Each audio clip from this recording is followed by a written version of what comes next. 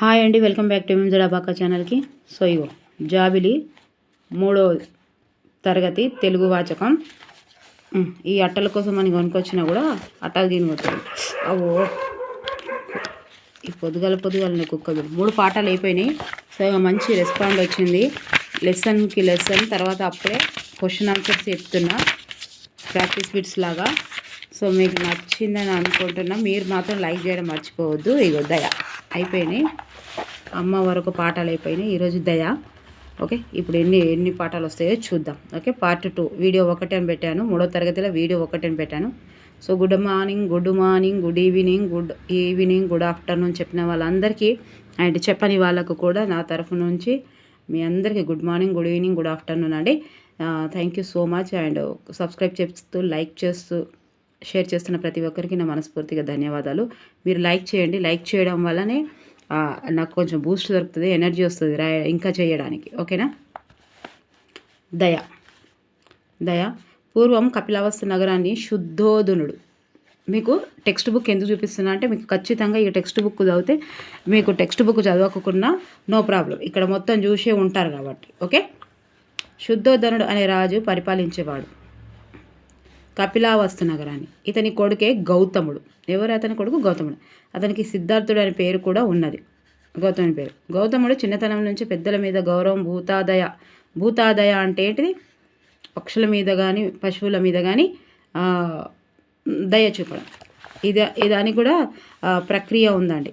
ఇదేమో ఇతివృత్తం, ఇది ప్రక్రియనేమో కథ, ఇతివృత్తమేమో భూతోదయ. ఓకే, సో ప్రక్రియ కథ, ఇతివృత్తం భూతాదయ అంటే పక్షుల పట్ల కానీ జంతువుల పట్ల కానీ దయ ఉండడం. సో వంటి గుణాలతో పెరిగాడు. దేవదత్తుడు అని చిన్ననాటి మిత్రుడి పేరు దేవదత్తుడు. సో ఒకనాడు వాళ్ళిద్దరూ నది తీరానికి పోయారు. అక్కడ ఆకాశంలో హాయిగా ఎగిరే హంసలను దేవదత్తుడు చూశాడు. హంసలను ఎవరు చూశారు? దేవదత్తుడు చూశాడు. వాటిని వేటాడాలని బాణంతో కొట్టాడు. ఆ బాణం ఒక హంసకు తగిలి గిలగిల కొట్టుకుంటూ గౌతముని ముందు పడ్డది. గౌతముడు జాలితో కింద పడ్డ హంసను వడిలోకి తీసుకొని నెమ్మదిగా బాణం తీశాడు. దాని శరీరాన్ని నిమురుతూ దానికి ఊరట కలిగించాడు. అప్పుడు దేవదత్తుడు అక్కడికి వచ్చి, నేను హంసను కొట్టాను కాబట్టి అది నాదే అన్నాడు. మిత్రమా, ఆకాశంలో హాయిగా ఎగిరే హంసను ఎందుకు హింసించావు? జీవహింస పాపం కదా అంటూ హంసను ఇవ్వడానికి గౌతముడు ఇష్టపడలేదు. దాంతో వాళ్ళు కొట్లాట రాజుగారి దగ్గరికి పోయింది. ఇద్దరు రాజస్థానంలో న్యాయాధికారికి విన్నవించాడు. దేవదత్తుని బాణం వల్ల హంస చచ్చిపోతే అది అతనిది అయ్యేది, కానీ భూతోదయతో గౌతముడు దాని ప్రాణాన్ని కాపాడినందువల్ల అది గౌతముడిదే అవుతుంది అని న్యాయాధికారి తీర్పు చెప్పాడు. ఈ తీర్పుతో దేవదత్తుడు సంతోషపడలేదు. వెంటనే న్యాయాధికారి ఒక పీటను తెప్పించి దాని మీద హంసను ఉంచమన్నాడు. గౌతముని దేవదత్తుని విడివిడిగా హంసను పిలువమన్నాడు. అది ఎవరి దగ్గరకు పోతే అది వారిదవుతుందని చెప్పాడు. మొదట దేవదత్తుడు హంసను పిలిచాడు. అతని కోపపు చూపుకు, కఠినమైన పిలుపుకు హంస రాలేదు. గౌతముడు ఆప్యాయంగా హంసను పిలువగానే ఆ హంస అతని ప్రేమపూర్వకమైన పలుకులకు ఎగిరివచ్చి చేతిపైన వాలింది. సో గౌతముని అహింస పద్ధతికి సభలోని వారంతా చప్పట్లు కొట్టారు. సో రాజు, న్యాయాధికారి సంతోషించారు. ఇది మొత్తం ఎందుకు చదివినా అంటే తొందరగా చదివినా. ఎందుకు చదివినా అంటే మీకు కొంచెం ఐడియా ఉండాలి, ఎవరి దగ్గర అయితే బుక్స్ లేవో వాళ్ళకి. ఇది అందువల్ల కాఠిన్యం కంటే ప్రేమ, దయ ఉన్న వాళ్ళకి అందరి మన్నన దొరుకుతుంది. సో దీని గురించి చూద్దాం. దయ ప్రక్రియ కథ, ఇతివృత్తము భూతాదయ అంటే పక్షులకు కానీ పశువుల గురించి కానీ దయ ఉంచడం. సో కాఠిన్యం కంటే ప్రేమ, దయ ఉన్న వాళ్ళకే అందరి మన్నన దొరుకుతుంది అని సూక్తి ప్రబోధించే కథ దయ. చదువు, ఆనందించే అనుమానం. కపిలవస్తు నగరాన్ని పరిపాలించే శుద్ధోదనుడు అనే రాజు కుమారుడు ఎవరు? గౌతముడి గల మరో పేరు సిద్ధార్థుడు. సిద్ధార్థుని మిత్రుడు ఎవరు? దేవదత్తుడు. సో నేను హంసను కొట్టాను కాబట్టి అది నాదే, అది అన్నది ఎవరు? దేవదత్తుడు. సో మిత్రమా, ఆకాశంలో హాయిగా ఎగిరే హంసను ఎందుకు హింసించావు? జీవహింస పాపం కదా అని ఎవరితో అన్నారు? గౌతముడు దేవదత్తుడితో అన్నాడు. ఇట్లా క్వశ్చన్స్ ఇంత సింపుల్గా ఇయ్యాడు. దీనిపైన కాన్సెప్ట్ పైన ఇస్తాడు. దేవదత్తుడి దగ్గరికి హంస ఎందుకు పోలేదు? ఎందుకు పోలేదంటే కోపము, చూపు, కాఠిన్యం వల్ల. సో గౌతముడు ప్రేమగా పిలువగా చేతిపైన వచ్చి వాలింది ఎవరు? హంస. ఇవి అమ్మాయే చెప్పుకున్నాం కదా మనం. అమ్మాయి చెప్పిన విన్నా కాకా చాట తవ్వళ్ళు అక్షరాలు తేలికగా పలుకుతాము. ఇట్లా తేలికగా పలికే అక్షరాలను అల్ప ప్రాణాలు అంటారు. వత్తుగు దానిని మహాప్రాణాక్షరాలు అంటారు. 5వ వరుస నిలువు అక్షరాలను ఏమంటారు అంటే అనునాసికలు అంటారు. పంచవర్గాలను ఎన్ని? 27. పంచవర్గాక్షరములు ఎన్ని? 27. ఇవి అమ్మాయే, మధ్యలో ఇక్కడ దయాన్ని ఇచ్చిండు కాబట్టి. మన పండుగలు ఇది ఎంత ఇంపార్టెంట్ అంటే 3, 4, 5, 6, 7 తరగతుల వరకు మనిషికో పండుగ ఇచ్చాడు. ఫుల్ పండుగలు ఉన్నాయి ఇలా అన్నిట్లలో. ఇవి మీరు చదివేటప్పుడు షార్ట్గా రాసుకుంటారు అంటే మొత్తం పండుగలు ఒక వీడియో చేస్తాను. 3, 4, 5, 6 తరగతుల వరకు 7వ తరగతి వరకు ఒకసారి చూడండి. అది కూడా ఇది చాలా చాలా చాలా చాలా ఇంపార్టెంట్. బిట్టు పడే అవకాశం కాదు, ఖచ్చితంగా ఉన్నాయి. ఓకేనా? మన పండుగలు ఏమున్నాయి చూద్దాం. ఇది మొత్తం కనిపించకపోతే కన్ఫ్యూజ్ అవుతారు కదా. ఇగో పిల్లలకు దసరా సెలవులు ఇచ్చారు. బండి అంతా కోలాహలంగా బడి అంతా కోలాహలంగా ఉన్నది. ఇంతలో కవిత టీచర్కి ఎక్కడికి వచ్చింది. పిల్లలు నమస్కారం టీచర్. పిల్లలు రేపటి నుండి సెలవులు కదా వెళ్తున్నారు. రమణ సెలవుల్లో నేను అమ్మమ్మ వాళ్ళ ఇంటికి వెళ్తున్నాను. దివ్య టీచర్ ఎక్కడికి వెళ్తున్నాను? సెలవుల్లో. టీచర్ క్రిస్మస్ పండుగ జరుపుకుంటాం. మన పండుగలు ఎన్ని ఉన్నాయో పండుగల గురించి చెప్పండి టీచర్. టీచర్ చైత్రమాసంలో మొదటి తిథి పౌడ్యమి కథ. ఆ రోజు వచ్చే పండుగనే ఉగాది అంటారు. చైత్రమాసంలో మొదటి తిథి పాడ్యమి రోజు వచ్చే పండుగనే ఉగాది అంటారు. ఉగాది ఏంటిది? తెలుగు ప్రజలకు ఉగాది హ్యాపీ న్యూ ఇయర్, కొత్త పండుగ, మొదటగా వచ్చే పండుగ. ఓకే, నూతన సంవత్సరం. ఇది ఎప్పుడు వస్తుంది? చైత్ర ఇంకోదంట. చైత్రంలో ఇంకోటి కూడా వస్తుంది. చైత్రమాసంలో శ్రీరామనవమి కూడా వస్తుంది. మరి ఇది ఎట్లా గుర్తుంటే మొదటి తిథి పాడ్యమి కదా, ఆ రోజు వచ్చే పండుగనే ఉగాది అంటారు. ఇది పాడ్యమి అనేది కన్ఫ్యూజ్ అవుతారు. ఇక నవమి రోజైతే నవమి. పాడ్యమి ఎట్లా అంటే ఉగాది పచ్చడి ఎందులో వేస్తారు? పాట్లో వేస్తారు. సో పాట్లో వేస్తారు కాబట్టి పాడ్యమి. చైత్రమాసంలో పాడ్యమి మొదటి తిథి పాడ్యమి అని అంటారు కాబట్టి పాట్ అని గుర్తుపెట్టుకోండి. పాడ్యమి ఉగాది అంటే తెలుగు వాళ్ళందరికీ నూతన సంవత్సరం. ఇది నూతన సంవత్సరం, హ్యాపీ న్యూ ఇయర్ అన్నమాట.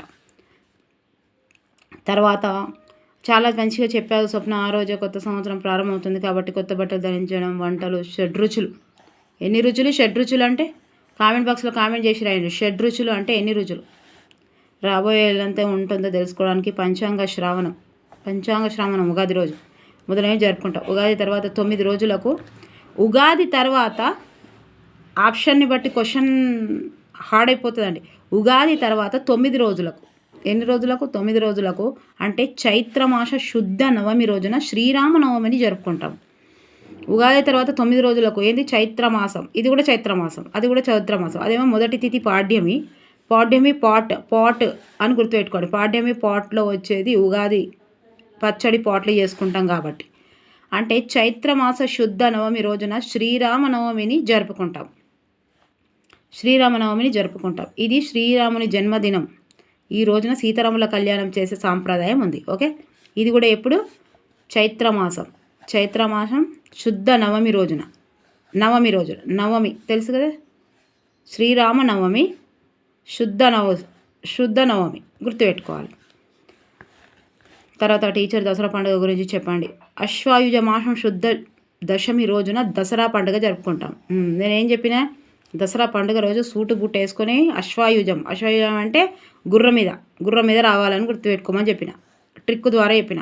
ట్రిక్ ద్వారా అశ్వాయుజం అనగానే, అశ్వం అంటే ఏంటిది? గుర్రం మీద రావాలి. అట్లా గుర్తుపెట్టుకోవాలి. దసరా పండుగ రోజు ఎట్లా జరుపుకుంటాం మనము? గుర్రం మీద మంచిగా సూటు బుట్ట వేసుకొని గుర్రం మీద పోతామని చెప్పాలి. రాముడు రావణాసురుణ్ణి సంహరించింది ఆ రోజునే దసరా జరుపుకుంటాం. మహాభారతంలో పాండవులు జమ్మి చెట్టు మీద దాచిపెట్టిన ఆయుధాలు తీసింది ఈ రోజే. అందుకే ఈ రోజుని విజయదశమిగా పిలుస్తాము. సో ఎవరు? మహాభారతంలో పాండవులు ఎవరు ఉంటారు? మహాభారతంలో ఉంటారు. రామాయణంలో ఎవరు ఉంటారు? రాముడు ఉంటాడు. జమ్మి చెట్టు మీద దాచిపెట్టిన ఆయుధాలు తీసింది ఎవరు? ఈ రోజే. అందుకే ఈ రోజుని విజయదశమిగా పిలుస్తారు. పండుగ నాడు పాలపిట్టని చూస్తాం. జమ్మి చెట్టుకు పూజ చేస్తాం. ఓకే, దాన్ని ఏమంటారు? జమ్మి చెట్టు ఆకలి ఏమని గెలుస్తాం? బంగారం. బతుకమ్మ పండుగను కూడా అప్పుడే జరుపుకుంటాం కదా టీచర్? అవును, అదే సమయంలో బతుకమ్మ పండుగను కూడా ఎంతో సంబరంగా జరుపుకుంటాం. దసరా తర్వాత 20 రోజులకు అశ్వాయుజ బహుళ అమావాస్య రోజున దీపావళి వస్తుంది. ఈ రోజులలే కన్ఫ్యూజ్ చేస్తాడు. ఏ రోజులు? ఉగాది తర్వాత నవమి వస్తుంది. చైత్రమాసం చైత్ర నవమి గుర్తుపెట్టుకోవాలి. చైత్రమాసంలో ఉగాది వస్తుంది కాబట్టి చైత్ర నవమి అంటే 9 రోజులకు అది వస్తుంది. అస్సలే 2 చైత్రాలే ఉన్నాయి కాబట్టి ఉగాది తర్వాత వచ్చేది నవమి, శ్రీరామనవమి. తర్వాత బతుకమ్మ పండుగకు దసరా తర్వాత 20 రోజులకు అశ్వాయుజ బహుళ అమావాస్య రోజున దీపావళి. ఇక్కడ అమావాస్య ఉంది కాబట్టి దీపావళి వస్తుందని గుర్తుపెట్టుకోవాలి. ఇది కూడా అశ్వాయుజనే, ఇది కూడా గుర్రం మీదనే వస్తుంది. కానీ అమావాస్య ఎప్పుడు? అమావాస్య రోజు ఇక్కడ దీపావళి జరుపుకుంటాం. వెలుగులు, చీకట్లో వెలుగుని జరుపుకుంటాం, పండుగ జరుపుకుంటాం. సో లోకాలను పట్టి పీడిస్తున్న నరకాసుర వధ జరిగిన సందర్భంగా ఈ పండుగని జరుపుకుంటాం. ఓకే, లక్ష్మీ పూజలు కూడా చేస్తాం. తర్వాత వినాయక చవితి కూడా చాలా పెద్ద పండుగ కదా టీచర్? అవును, తిరుమల వినాయకుడిని పుట్టినరోజును వినాయక చవితిగా పిలుస్తాం, బర్త్డే. ఓకే, సూర్యుడు మకర రాశిలోకి ప్రవేశించే రోజున సంక్రాంతిగా, శివలింగోద్భవం జరిగిన రోజును శివరాత్రిగా, ఇట్లా ఎన్నో పండుగలు జరుపుకుంటాం. సరే కానీ ఇది కూడా ఒకరోజు దీనికి ఇంట్లో ఇయ్యలేదు కావచ్చు. ఇది ఏ రోజు జరుపుకుంటా నేను మీకు చెప్పిన భాద్రపదం. వినాయక చవితిని ఎప్పుడు పెడతాము? భాద్రపదంలో. అమ్మో భద్రం కొడుకు అని పెడతామని చెప్పిన నేను. ఓకే, వీళ్ళు ఇవ్వలేదు, నెక్స్ట్ లెసన్లు ఇవ్వచ్చు. వినాయకుని పుట్టినరోజు వినాయక చవితిగా చెప్పుకుంటాం. మకర రాశిలోకి ప్రవేశించిన రోజు సంక్రాంతి, మకర రాశి, ఇవి గుర్తే ఉంటాయి. ఓకే, జరిగిన రోజు శివలింగోద్భవం జరిగిన రోజును శివరాత్రిగా, ఇట్లా ఎన్నో పండుగలు జరుపుకుంటాం. సరే కానీ రజియా, మీరు ఏమేమి పండుగలు జరుపుకుంటారో చెప్పు. మేము రంజాన్, బక్రీద్, మొహరం మొదలగు పండుగలను చాలా గొప్పగా జరుపుకుంటాం టీచర్. అయితే రంజాన్ అంటే నాకు చాలా ఇష్టం. రంజాన్ అనేది ఇస్లాం క్యాలెండర్లో ఒక నెల పేరు. ఓకే, ఇది ఒక నెల పేరు. ఈ రంజాన్ నెలలో ముస్లింలు పవిత్ర గ్రంథమైన దివ్య ఖురాన్ ఆవిర్భవించింది. అందుకే ముస్లింలందరూ ఇప్పుడు రంజానే కదా నడుస్తుంది. అందుకే ముస్లింలందరూ ఈ నెల రోజుల పాటు కఠిన ఉపవాస దీక్షతో ఉండి నెల చివరన ఈదుల్ ఫితర్, ఇది కన్ఫ్యూజ్ చేస్తుంది, ఈదుల్ జుహా, ఈదుల్ ఫితర్ ఇది ఇస్తాడు. ఎందుకంటే ఇలా ఎగ్జామినర్ ఇక్కడ ఎందుకు కన్ఫ్యూజ్ చేస్తాడంటే ఈదుల్ ఫితర్, ఈదుల్ జుహా రెండు ఉంటాయి. ఈదుల్ జుహా అంటే బక్రీద్, ఈదుల్ ఫితర్ అంటే రంజాన్. ఈతర్ ఎట్లా గుర్తుపెట్టుకుంటారు? ఈదుల్ ఫితర్ అంటే రంజాన్లో వీళ్ళు ఈతర్ పెట్టుకుంటారని రంజాన్ కొని గుర్తుపెట్టుకోవాలి. బక్రీద్ రోజేమో మేకలు దానం చేస్తారు సో అది ఈదుల్ జుహా అంటారు. సో ఈదుల్ ఫితర్ అని రంజాన్ పండుగను ఎంతో ఘనంగా జరుపుకుంటాం. ఇంకా త్యాగానికి ప్రతీకగా నిలిచేది బక్రీద్, మొహరం పండుగలు. మొహరం గురించి అందరికీ తెలుసు. ఓకే, దీన్ని ఇంకా తర్వాత తరగతులలో మంచిగా ఇచ్చాడు. మొహరము ముస్లిమ్స్ అని కాదు, హిందువులు ముస్లిమ్స్ కలిసికట్టుగా చేసుకునే పండుగ మొహరం. ఓకే, ఇది హుసేన్ వాళ్ళ మహమ్మద్ ప్రవక్త వారి మనమండ్ల త్యాగాలకు సంబంధించి 10 రోజులు జరుపుకునే పండుగ మొహరం పండుగ. ఓకే, ప్రతి సంవత్సరం డిసెంబర్ 25న, ఇది అందరికీ తెలుసు, డిసెంబర్ 25న క్రిస్మస్ పండుగను జరుపుకుంటాం. చాలా జరుపుకుంటాం. ఈరోజు క్రిస్మస్ చెట్టుని రంగురంగుల నక్షత్రాలతో, జబ్బులతో అలంకరిస్తాము. జబ్బులతో మాటలు తడబడుతున్నాయి, అలంకరిస్తాం. దాని చిన్న చిన్న గంటలు కూడా కడతాము. కొత్త బట్టలు ధరించి చర్చిలో ప్రార్థనలు చేస్తాం. ఇవి చదివితే ఈజీగా అనిపిస్తుంది కానీ ఆన్సర్స్ మంచిగానే ఇస్తాడు, పీజీ లెవెల్నే ఇస్తాడు క్వశ్చన్. అవును, యేసుక్రీస్తు జన్మించిన రోజైన క్రిస్మస్ పండుగను క్రైస్తవులంతా విషయంగా జరుపుకుంటారు. నేను బుక్ ఎందుకు మొత్తం చదువుతున్నా అంటే మీకు కరెక్ట్గా సాటిస్ఫాక్షన్ ఉంటుంది. ఆ బుక్ మొత్తం నేను చూసిన అన్నట్టు. యేసు జన్మించినప్పుడు ఆకాశంలో ఒక నక్షత్రం మెరిచింది. ఆ నక్షత్రాన్ని అనుసరించి వెళ్ళిన 3 జ్ఞానులను బాల యేసు కనిపించాడట. సో అందుకే క్రైస్తవులు ఆ రోజు నక్షత్రాలతో ఇంటిని అలంకరిస్తారు. ఇది మన లంబాడి తాండాలో తీజ్ పండుగను జరుపుకుంటాం. ఇది టీజీటీ పీజీటీలో కూడా వచ్చింది. దీని గురించి క్లాసులుగా వేరేగా ఉంది. లంబాడి తాండాలో జరుపుకునేది తీజీ పండుగ. ఇది ఎవరు? పెళ్ళైన వాళ్ళు జరుపుకుంటారా, పెళ్లి కాని వాళ్ళ, ఏంటిదో రాయండి. పిల్లలు, లలిత చెప్పేది విన్నారా? గిరిజనులకు కొన్ని ప్రత్యేకమైన పండుగలు ఉన్నాయి. అందులో లంబాడీలు జరుపుకునే తీజ్ పండుగ ఒకటి. ఇది కన్నె పిల్లలు జరుపుకునే కన్నె పిల్లలు పండుగ. కన్నె పిల్లలు అంటే ఎవరు?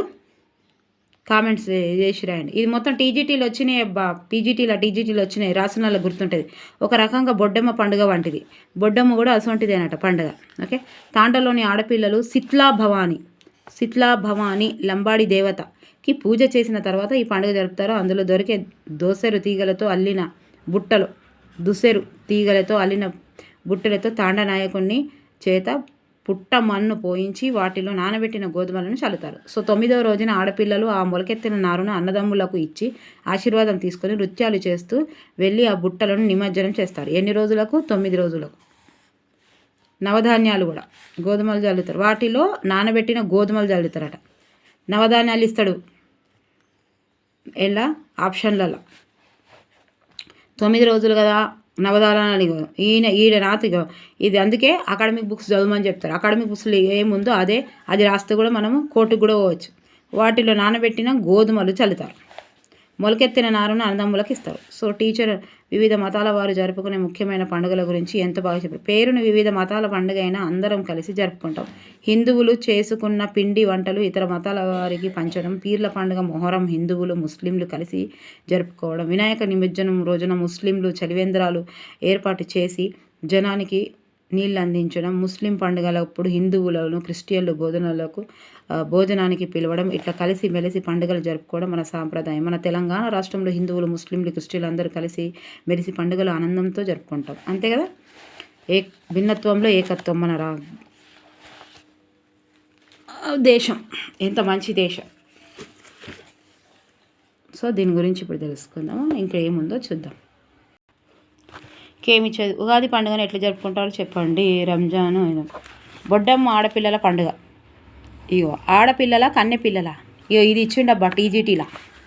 కన్నెపిల్లలు అంటే ఆడపిల్లలు అంటే వేరేనా? అది ఎట్లా ఇచ్చిండు మళ్ళీ దాని గురించి చూడలేదు. అది క్వశ్చన్ ఏంటిది? బొడ్డెమ్మ ఆడపిల్లల పండుగ. కన్నెపిల్లలు బాలికలు తమ పెళ్లి ఘనంగా మంచిగా జరగాలని ఎంతో సంబురంగా జరుపుకుంటారు. అంటే ఆప్షన్లలో ఇది కూడా ఇచ్చిండు. అందుకే కన్ఫ్యూజ్ అయినాం. అది ఇప్పుడు కూడా తప్పు పడ్డదా కరెక్ట్ పడ్డదా లేదు. బొడ్డమ్మ అని ఇచ్చిండు, ఆడపిల్లల పండుగని ఇచ్చిండు, కన్నెపిల్లల పండుగని ఇచ్చిండు. రెండు ఇస్తే ఎట్లా రాస్తారు? కన్నెపిల్లలు బాలికలు తమ పెళ్లి ఘనంగా మంచిగా జరగాలని ఎంతో సంబురంగా జరుపుకుంటారు. ఈ పండుగ భాద్రపద బహుళ అమావాస్యకు ముందు ప్రారంభమవుతుంది. ఏంటిది? బొడ్డమ్మ పండుగ. 9 రోజులు ఆడిపాడి అమావాస్యకు ముందే బొడ్డమ్మని నిమజ్జనం చేస్తారు. పుట్టమన్నుతో గద్దెను చేసి ముగ్గులు పెట్టి దాన్ని వెంపలి చెట్టును పెడతారు. అక్కడే గౌరమ్మని పెట్టి పూలతో అలంకరించి ఆడుకుంటారు. ఇది బంజారాల తీజ్ పండుగను పోలి ఉంటుంది. దేని పోలి ఉంటుంది అని అడగచ్చు. వెంపలి చెట్టు. 9 రోజులు ఆడపిల్ల పండుగ. కన్నె పిల్లలు బాలికలు తమ పెళ్లి ఘనంగా మంచిగా జరగాలని ఎంతో సంబరంగా జరుపుకుంటారు. క్వశ్చన్స్ చూడండి. బొడ్డమ్మ ఎవరి పండుగ? రాస్తారా? రాయండి. బొడ్డమ్మ ఎవరి పండుగ? బొడ్డమ్మ పండుగ ఎప్పుడు వస్తుంది? బొడ్డమ్మ గద్దెను ఎట్లా చేస్తారు? బొడ్డమ్మ పండుగని ఎట్లా జరుపుకుంటారు? బొడ్డమ్మ పండుగ దేనిని పోలి ఉంటుంది? టక రాసేయండి. ఇయో పండగ పేరు, మాసం, పండగ పేరు మాసం. శ్రీరామనవమి చెప్పండి. దీపావళి, దసరా, ఉగాది, రంజాన్, క్రిస్మస్. మీకు వస్తే రాయండి టక.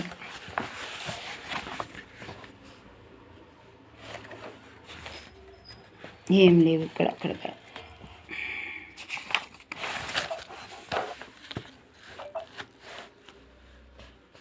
సంక్రాంతి, హోలీ, ఉగాది, మౌనం. ఇక్కడ సృజనాత్మక. గణపతి పండుగ చందమామ గొప్పగా జరుపుతుంది. పొడిగించమంటున్నాడు. తెలుసుకుందాం. అల్ప అక్షరాలు. ఈ క్రింద ఇచ్చిన అక్షరాలలో అల్ప ప్రాణాక్షరాల గురించి రాయండి. చట. అల్ప ప్రాణాక్షరాలు ఏంటి చెప్పండి. ఇలా అట్లా ముందు క్లాసులో చదువుకున్నాం కదా. అయిపోయింది. జనం సంఘటితమయ్యే కార్యమే మంచి కార్యం. సామూహిక కార్యక్రమాల వల్లనే మనలో ఐక్యత ఏర్పడుతుంది. Doctor BR Ambedkar. ఓకేనా. ఇప్పుడు మనం చూద్దాం ఇట్లా క్వశ్చన్స్.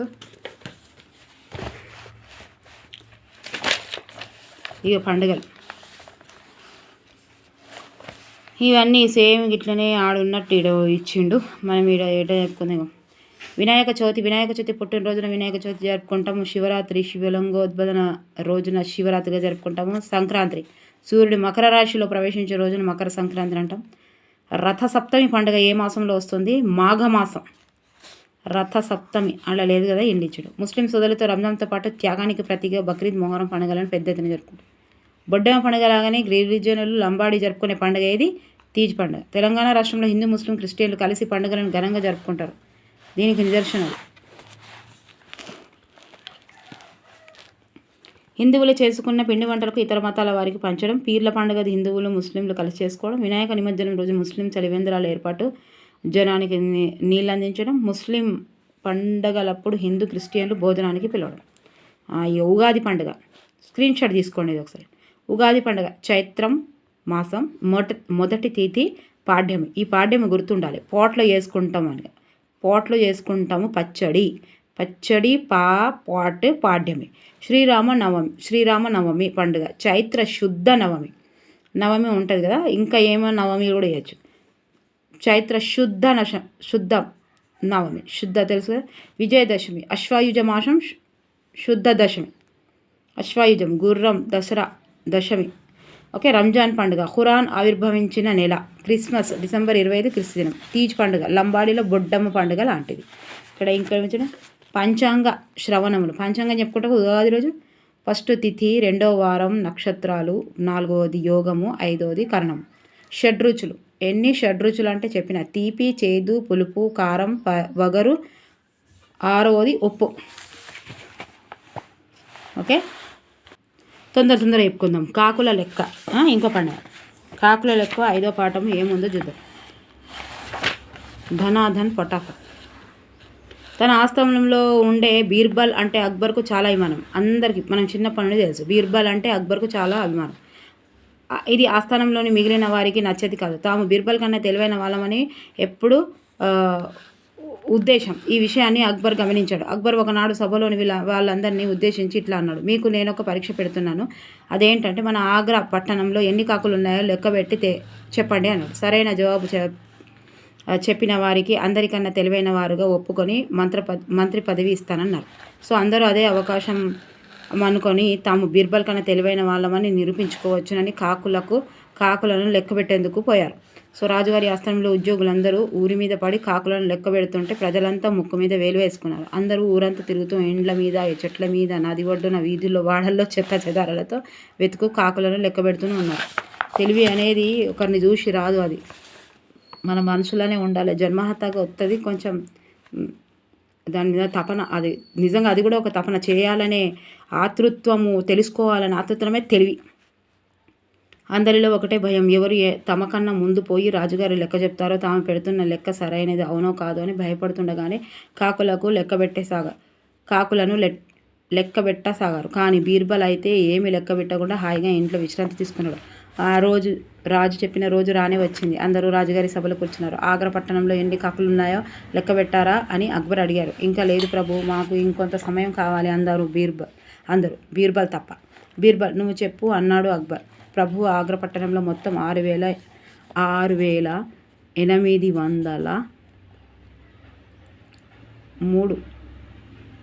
అన్నాడు. 803 6,803 కాకులు ఉన్నాయా అన్నాడు బీర్బల్. వెంటనే ఒక అతను లేచి, ప్రభు నేను ఎంతో కష్టపడి లెక్క పెడితే 8,000 కన్నా ఎక్కువనే కాకులున్నాయి. బీర్బల్ తప్పు చెప్తున్నాడు అన్నాడు. లేదు ప్రభు, నేను లెక్క పెడితే 5,000 కాకులే ఉన్నాయి అన్నాడు మరొకను. ఏం బీర్బల్, వీళ్ళ లెక్కలకు నీ లెక్కకు ఎంత తేడా ఉన్నది కదా, సమాధానం చెప్పు అన్నాడు అక్బర్ కోపంగా. అందరూ బీర్బల్ పని అయిపోయిందని అనుకున్నారు. తమకు మంత్రి పదవి రాకపోయినా బీర్బల్ బండారం బయటపడి అతని పదవి ఊడుతుందని, బీర్బల్ పీడ పోతుందని అందరూ సంబరపడ్డారు.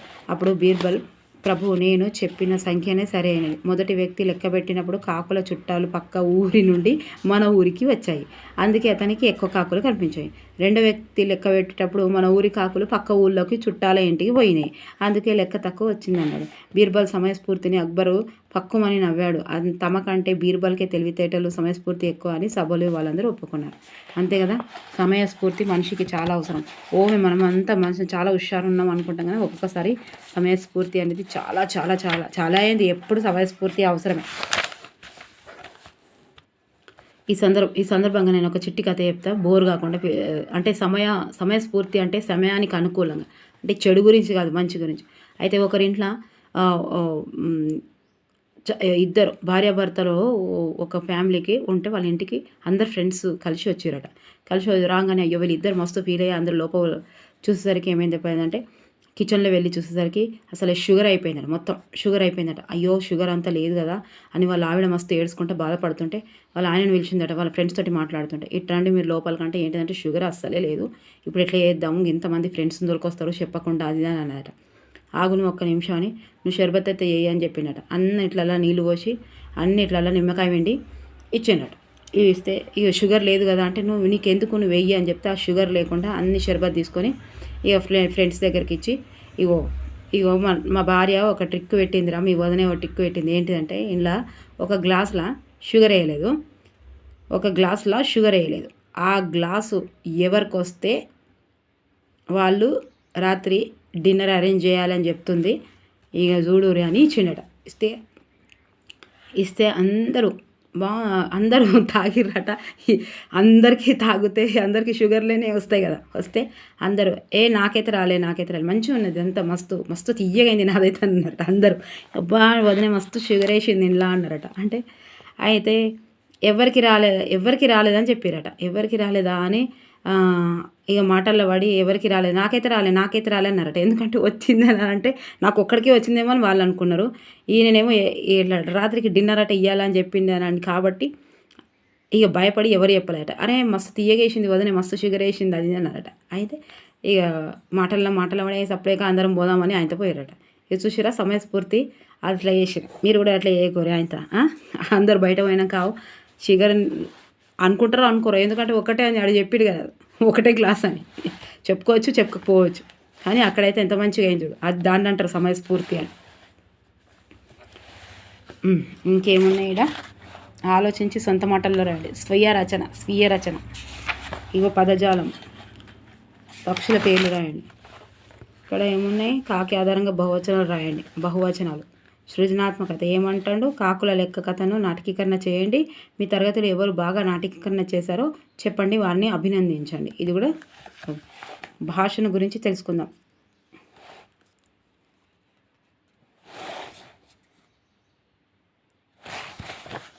కింది వాటిని మహాప్రాణాక్షరాలతో నింపండి. ఓకే, మహాప్రాణాక్షరాలతో నింపండి. కాకు లెక్కను చదివారు కదా, అక్బర్ బీర్బల్ కథను అడిగి తెలుసుకోండి. వాటిలో ఒక కథను తరగతిలో చదివి వినిపించండి. ఓకే, సమయస్ఫూర్తి, వివేకము, చాకచక్యము, కార్యశూరత ఉన్నవారికి సర్వత్రా విజయం లభిస్తుంది. అంతే కదా మరి. కాకుల లెక్క ప్రక్రియ అంటే ఏంటి, కథ అందరికీ తెలుసు. కాకి కథ అంటే కథ అని తెలుసు. ఇతివృత్తం ఏంటి, హాస్యం. కాకుల లెక్క ఒక్కసారి లెసన్ చదివితే అది హాస్యమా లేదా ఇట్లా వీడియోస్ చూసినా కూడా ఆ బుక్ మొత్తం చూసారు కాబట్టి అది హాస్యానికి సంబంధించిందా దేనికి అనేది కనీసం గుర్తుపట్టడానికి అవకాశం ఉంటుంది. అందుకే అకాడమిక్ బుక్స్ చదవాలని చెప్పేది. హాస్యం అంటే మనకు దాని గురించి తెలియదు, చదివింది గుర్తుకు లేదు అయినప్పుడు ఎట్లా రాస్తారు, ఒక్కసారి గుర్తుకుంటుంది. ఇది ఒక్కసారి ఏంది అకాడమిక్ బుక్ చూసినప్పుడు గుర్తుంటుంది. ఇతివృత్తం ఏంటిది, హాస్యం. అక్బర్ స్థానంలో తెలివైన మంత్రి ఎవరు, బీర్బల్ అంటే అక్బర్కి ఎందుకు ఎక్కువ ఇష్టం, సమయస్ఫూర్తి, తెలివితేటల వలన. సో సభలో బీర్బల్ కన్నా తెలివైన వాళ్ళమని ఉద్దేశం కలిగిన వారికి కళ్ళు తెరిపించడానికి పరీక్ష పెట్టదలుచుకున్నది ఎవరు, అక్బర్. కాకుల లెక్కను ఏ ప్రాంతంలో లెక్కించారు, ఆగ్రాలో ఎన్ని కాకులు ఉన్నాయని బీర్బల్ అక్బర్తో చెప్పాడు, 6803. బీర్బల్ కాకులకు లెక్కించకుండా హాయిగా విశ్రాంతి తీసుకొని ఆ పరీక్షకు ఎదుర్కొన్నాడు. ఇందులో ఉన్న నీతి, బుద్ధిబలం, సమయస్ఫూర్తి గొప్పవి. సో కాకుల లెక్క కథలో అక్బర్ మన్నలను అక్కడి సభికులు ఆమోదాన్ని పొందింది ఎవరు, బీర్బల్. ఏకవచనం, బహువచనాలు. కాకి, కాకులు. ఉద్యోగి, ఉద్యోగులు. కూర్చున్నాడు, కూర్చున్నారు. లెక్కలు, 100, 100. ఓకేనా. సమయస్ఫూర్తి, వివేకం, చాకచక్యం, కార్యశూరత ఉన్నవారికి సర్వత్రా విజయం లభిస్తుంది. ఓకేనా. లేగదూడ ఉన్నది. తొందరగా చదువుదాము. లేగదూడ 6th లెసను. ఇది భూతాదయ ఇతివృత్తం. ఓకే. తర్వాత ప్రక్రియ ఏంది? గేయం అండి. గేయం. లేగదూడ గేయం చూద్దాం ఏముందో. ఊసులాడే మూగ లేగ దూడని పిలువ ఉరికుసిరికి వచ్చింది, దరి చేరి నిలిచింది. చిరునవ్వుతో నేను తల మీద దువ్వగానే నా చెయ్యి నాకింది, చెవులు నిక్కించింది. ముద్దులొలికి లేగ మెడతో మెడ కలుపంగా మురిసింది, తోకెత్తి చెంగు నెగిరింది. సరదాల సయ్యాట, సరిగా పందెం ఆట, గారాలు పోయింది, గంతేసి ఆడింది. మీసాల తాతయ్య కట్టె చప్పుడు విని తుర్రుమని ఆ లేగ పరుగు తీసింది. ఇది టెట్ ప్రీవియస్ పేపర్. ఏమున్నాయిలో చిన్న లెసన్ ఇది. ఊసులాడే చెవుడు ఎగిరింది, దరిచేరి ముద్దులొలికే సయ్యాట లేగదూడను.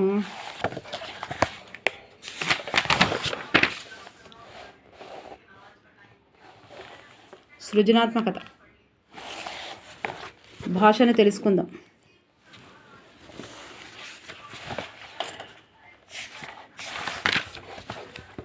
ప్రాజెక్టు పని. పాఠశాలలోని గ్రంథాలయంలోని కథల పుస్తకాలను తీసుకోండి. పక్షులకు సంబంధించిన ఒక గేయం కథ చదివి దాని గురించి రాయండి. తరగతి గదిలో చదివి వినిపించండి. సృష్టిలో ప్రతి జీవిపై ప్రేమ, దయ, సానుభూతి కలిగి ఉండాలి. అవసరమైనప్పుడు వాటిని సహాయం చేయాలి. సో దీని గురించి ఇప్పుడు చూద్దాము. ఇవి 3 లెసన్స్ అయిపోయినాయి, సరిపోతుంది ఇక్కడికి. ఇప్పుడు కాకుల లెక్క. లేగదూడ. ప్రక్రియ గేయం, ఇతివృత్తం భూతోదయ. సృష్టిలోని ప్రతి జీవి మీద జాలి, దయ కలిగి ఉండడమే భూతోదయ. ఓకే. చిరునవ్వుతో నేను తల మీద దువ్వగానే నా చెయ్యి నాకింది, చెవులు నిక్కిరించి. ఈ పంక్తులు లేగదూడ పాఠ్యభాగంలోనివి. ముద్దులకి లేగదూడ మెడకు మెడ కలుపగా మురిసిపోయి తోకెత్తించి చెంగున ఎగిరింది. తుర్రుమని లేగదూడ ఎందుకు పరుగు తీసింది. మీసాల తాతయ్య కర్ర చప్పుడు విని పరుగు తీసింది. ఇది ప్రీవియస్ బిట్టు. ఇంట్లో టెట్టులో చాలానే వచ్చాయి. ఊసులాడే మూగ లేగదూడను పిలువ ఉరికురికి వచ్చింది, దరి చేరి నిలిచింది. ఈ పంక్తులు లేగదూడ పాఠ్యంలోనివి. ఊసులు అనగా అర్థం మాటలు. ఒకే పదం మళ్ళీ మళ్ళీ తిరిగి వచ్చిన పదాలను ఉరికి ఉరికి, ఎగిరి ఎగిరెగిరి, ఎగిరి ఎగిరి, విని విని, విని విని, ఉరిమురిమి, ఉరిమి ఉరిమి. ఓకే. సరదాల సయ్యాట, సరిగే పందెం ఆట, గేయం గల అలంకారం. ఏంటిది? అంత్యానుప్రాస అలంకారం. సో జంట పదాలు. అప్పు సప్పు, శ్రద్ధ భక్తులు, పరువు ప్రతిష్ట. ఇగో ఇది కూడా టెట్లోకి వచ్చింది. ఓకే. సో ఇప్పుడు మరి 3 లెసన్స్ అయిపోయినాయి. ఇంకనే నీటి అందాలు. నెక్స్ట్ లెసన్ వచ్చేసి నీటి అందాలు 1. ఇది పెద్దగా ఉందండి. నెక్స్ట్ వీడియోలో చెప్తా. తర్వాత ఏ లెసన్? మతిమరుపు. ఇది కూడా కొంచెం పెద్దగానే ఉంది. ఇంకోటి ఏమేమి చూడాలి, ఈ 3 కలిపి. ఓకే. వీడియో సెకండ్ అని ఇస్తాను అండ్ ప్లేలిస్ట్లో వేస్తాను, చూడండి. ఓకేనా. నచ్చిందా? మరి నచ్చితే లైక్ చేయండి, సబ్స్క్రైబ్ చేయండి, షేర్ చేయండి. తొందరగా వేసేద్దాం, తొందరగా చూసేద్దాం. మీరు తొందరగా లైక్ చేయండి. ఓకే. అండ్ కామెంట్స్ రాయండి. ఆ ఆన్సర్స్, నేను అడిగిన ఆన్సర్స్ రాయాలి. ఓకేనా. Thank you for watching. Bye. Take care. ప్లేలిస్ట్లో పెడతాను. కామెంట్స్ రాస్తున్న ప్రతి ఒక్కరికి థ్యాంక్ యూ సో మచ్ అండి. Thank you so much and good morning, good evening, good afternoon. Okay.